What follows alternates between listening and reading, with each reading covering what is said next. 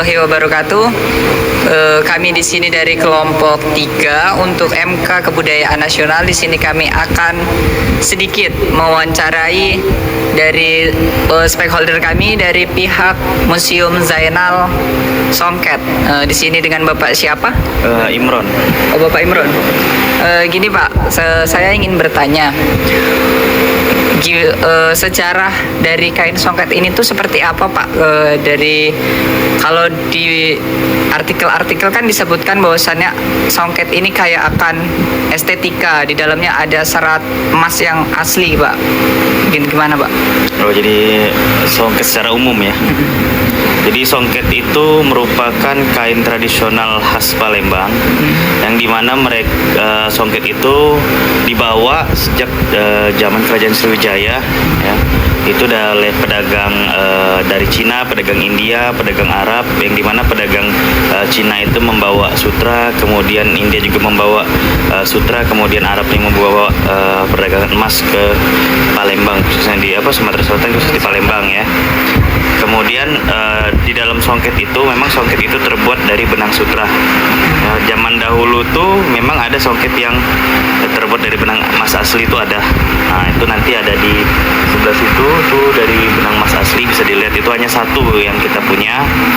Kemudian songket ini juga dulu tuh dipakai hanya untuk kalangan-kalangan tertentu, tidak boleh sembarangan orang yang makai, dan tidak boleh untuk umum. Ya, kalau untuk di artikel itu disebutkan bahwasannya yang memakai kain songket ini kalangan dari raja ya Pak? Iya betul. Yang memakai songket itu kalangan-kalangan bangsawan, raja yang memiliki jabatan-jabatan tinggi.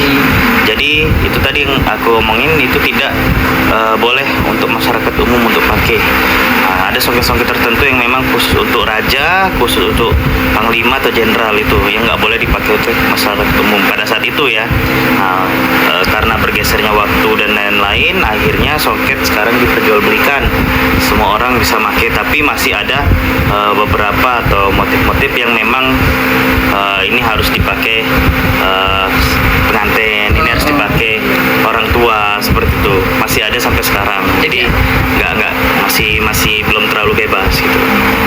Ya, pertanyaan berikutnya oleh kawan saya adalah, silakan.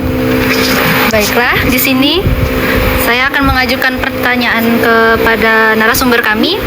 Untuk saat ini Pak, kan masih sering banyak pengantin yang untuk beli songket. Untuk songketnya itu lebih banyak yang ke tradisional atau lebih ke modern pengantin sekarang itu? Kalau pengantin sekarang, kalau motif ya masih motif Palembang ya, tapi warna-warna. Nah, untuk pengantin biasanya itu tetap mempertahankan ciri khas dari pengantin Palembang, itu warna merah dan benangnya warna emas. Itu tetap dipertahankan seperti itu. Untuk yang lain-lain kita sudah ada warna-warna lain ya, seperti warna pink, warna hijau ya. Kemudian benang emasnya pun berganti-ganti. Nah, nggak ada istilahnya nggak benang emas lagi. Sekarang ada berbagai macam benang, itu benang silver, ada benang tembaga, warna-warna songket sekarang pun yang modern juga itu kita mengikuti zaman. Misalnya nih lagi zaman warna lilac, kita buat warna lilac. Zaman warna biru muda ya kita buat biru muda. Jadi jangan sampai songket itu monoton. Ya. Kemudian terlihat kuno di generasi yang baru muda itu. Oke Pak, sekian. Selanjutnya pertanyaan akan dilanjutkan dengan Nadia. Jadi kan motif-motif kan banyak Pak ya, songket ini. Nah, apa harganya juga beda-beda juga apa bermacam-macam gitu Pak? Oke, kalau untuk motif memang di Palembang ini ada kurang lebih 32 motif ya. Kemudian untuk harganya memang kita bervariasi harga-harganya. Kenapa kita bervariasi? Tergantung dari tingkat kesulitan dalam pembuatan songket tersebut. Semakin songket tersebut susah atau lebih sulit dibuat, maka semakin mahal. Kemudian penggunaan benang emasnya juga pun bermacam-macam, karena benang emasnya ada berbagai macam, ada yang jenis kristal, ada yang jenis berlian, ada yang jenis glitter dan lain-lain ya. Nah, itu tergantung dari situ. Nah, kemudian dari upah tenunnya itu ya tergantung juga dari tingkat kesulitan dalam pembuatan songketnya. Makanya harga songketnya itu bervariasi itu.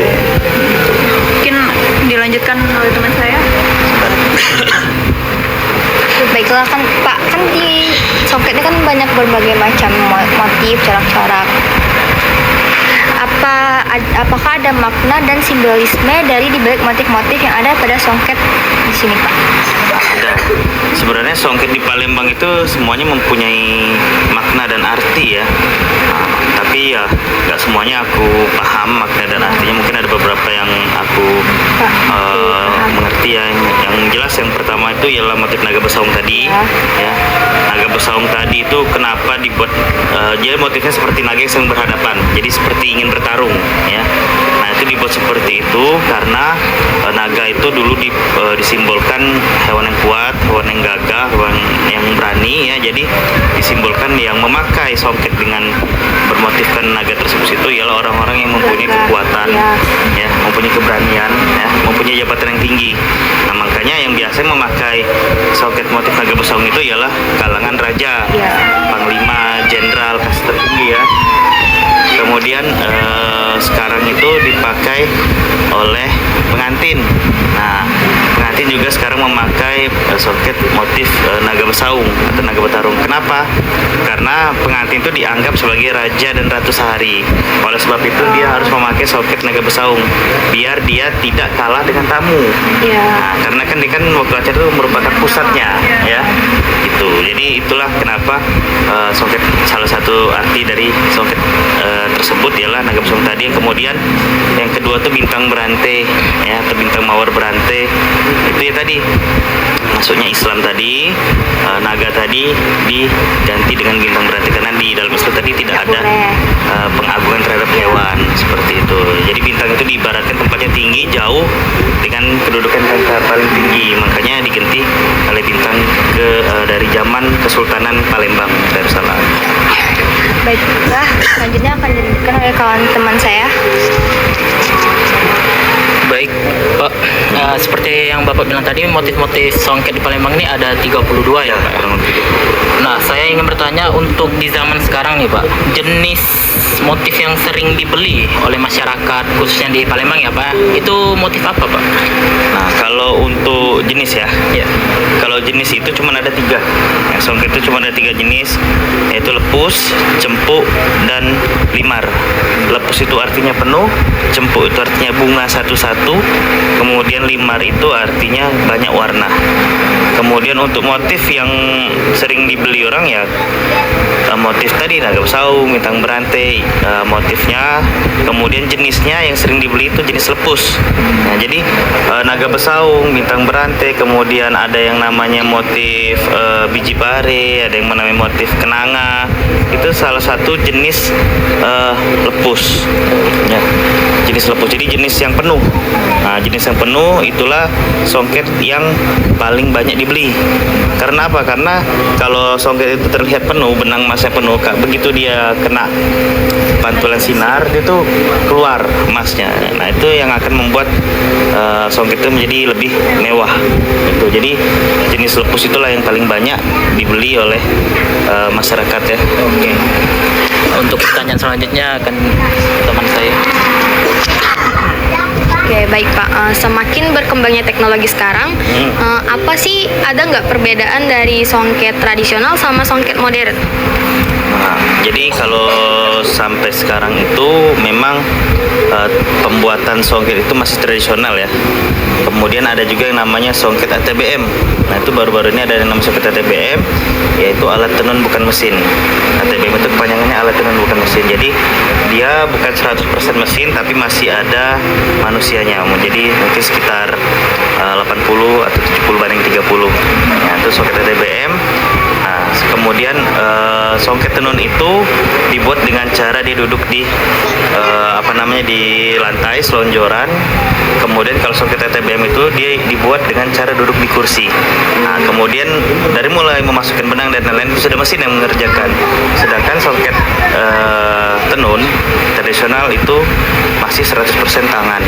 Jadi dia masukinya masih tangan, disentakannya masih tangan, kemudian yang pembuatan motifnya juga masih pakai tangan. Sedangkan kalau songket mesin itu sebagian mesin yang manusianya hanya menyentaknya saja. Itu songket ATBM. Nah, kemudian untuk nama alatnya itu disebut dayan ya.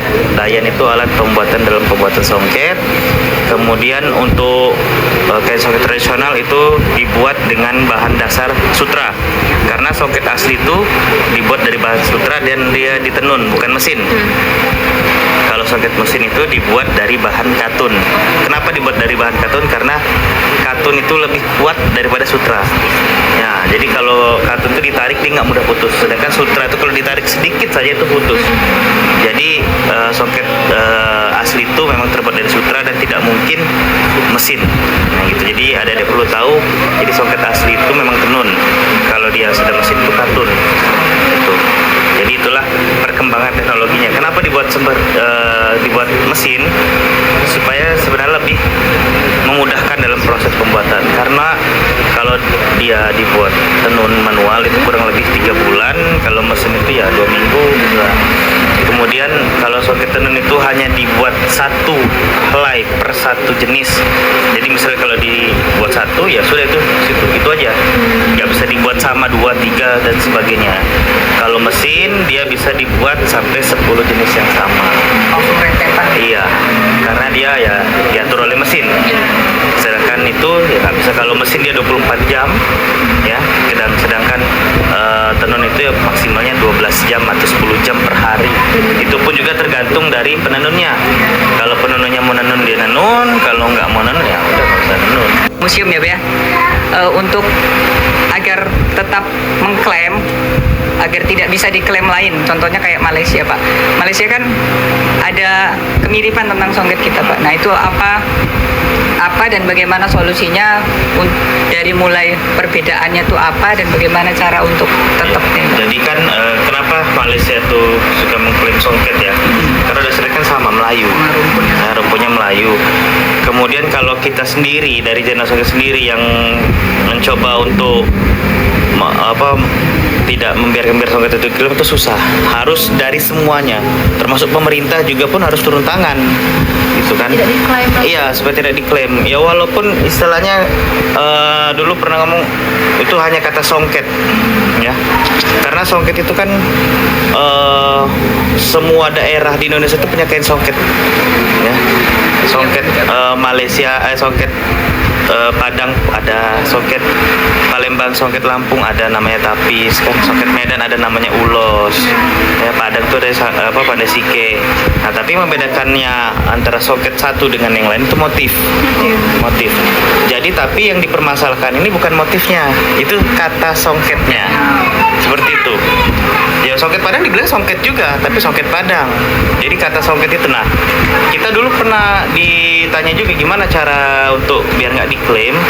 Ya cara diklaim kalau kita sih selalu mengedukasi masyarakat ya bahwa songket itu punya Indonesia, bahwa songket itu aslinya di seluruh Indonesia itu ada, di daerah masing-masing ada, tapi kita nggak bisa sendiri. Harus ada semua elemen, masyarakat pun, pemerintah pun. Kalau mereka nggak peduli ya percuma aja gitu. sedikit Oh iya, Pak. Nah, untuk generasi muda tuh sekarang mulailah namanya mencintai budaya lokal. Ya. Jangan kita tuh kadang-kadang kurang menghargai budaya lokal. Kita terlalu senang, pokoknya kalau pakai barang-barang branded luar itu kelihatan keren, mewah. Padahal ya, ini jujur aja, padahal orang luar itu pengen pakai barang kita. Kayak orang Belanda, orang Finlandia, orang Taiwan kesini, mereka ngeliat songket itu wah luar biasa. Di negara mereka nggak ada lagi, mereka pengen kayak gitu. Makanya kataku kok mereka tuh lebih sayang, lebih cinta dengan budaya kita. Sedangkan kita bodoh apa sih, norak segala macam. Lebih mencintai budaya luar. Makanya kalau biar songket ini nggak punah ya kita harus dari generasi sekarang mencintai produk lokal. Produk lokal itu lebih bagus daripada produk luar gitu. Itu tadi rekan-rekan dari penjelasan Bapak Imron selaku pemilik Museum Zainal Songket. Untuk rekan-rekan yang ingin mengetahui lebih lanjut dari ciri, keunikan, tentang keseluruhan yang ada dari Songket ini, boleh didatangi di mana Pak? Boleh tahu? Di lokasinya di Galeri Zainal Songket di Jalan Ki Gede Suro nomor 173 Kelurahan 30 Ilir, Kecamatan Ilir Barat 2. Ya itu tadi. Di Google Map. Ya itu tadi alamatnya sudah disebutkan. Untuk lebih lanjutnya bisa di-search di Google Map. Dan terima kasih. Kami akhiri. Wassalamualaikum warahmatullahi wabarakatuh.